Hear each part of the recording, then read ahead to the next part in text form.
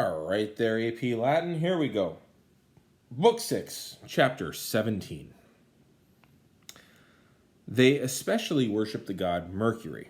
All right, so let's see. We've talked about their structural organization. We're just going to peel it back for a minute. Talked about the structural organization of a society.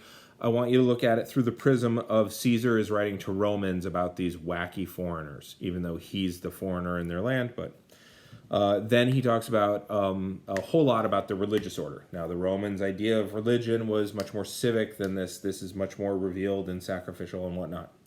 For the Romans, it was performative.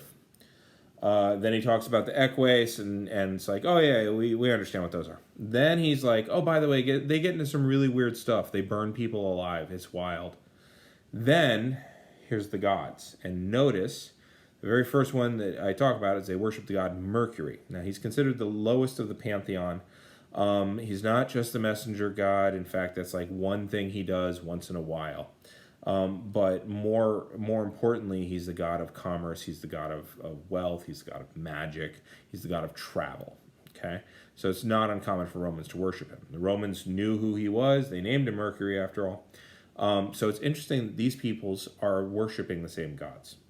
The reason why, by the way, is Greek migration. And Greeks they were in Sicily. Like, we went to Rome a couple of years ago, and some of you saw there was a Greek and then a Roman and then the Christian, right? But the Greeks got all over the place, and so they brought their gods with them. And then, fast forward several thousand years, and you end up with a very different thing. So, back to the story. They especially worship the god Mercury. Of him, there are very many simulacra. There are very many likenesses. Not effigies. Idols? Idols. They consider him the discoverer of all skills. They consider him a guide for all roads and travel, and they think that he has the greatest power for acquiring money and commercial activities. Next in rank, they worship Apollo and Mars and Minerva. Oh, I think I skipped out on Jupiter. I'm sorry. Apollo and Mars and Jupiter and Minerva. About these gods, the Gauls, have almost the belief which other nations have. They believe that Apollo drives away diseases. True.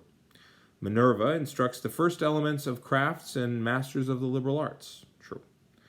They think that Jupiter holds dominion over all the heavens and that Mars rules the wars.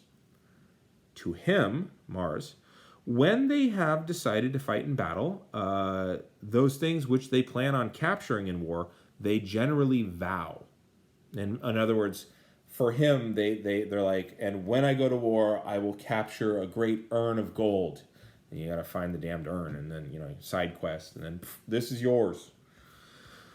And when they have conquered, they sacrifice captured animals, and they convey the other things to the same spot. So they literally heap up all of their wealth that they find. And they're like, this belongs to Mars. Which means it's really easy to find if anybody raids your city. Which means that everybody's just kind of shifting one to the right. In many tribes, it's possible for heaped up piles of these things to be seen in consecrated places. Now, the Romans had their spolia as well, by the way. They would just mount them on walls instead. But nor does it often occur that anyone would disregard the sanctity of the religious, the religious sanctity of this space. No one would dare to capture things at his home, or to steal the things that had been placed in these consecrated places. And a most severe punishment would be accompanied with torture, and this was established for such a crime. Alrighty, so that takes care of how they deal with the gods, although there's one more god we haven't talked about yet. Next chapter. I'm going to hit the button.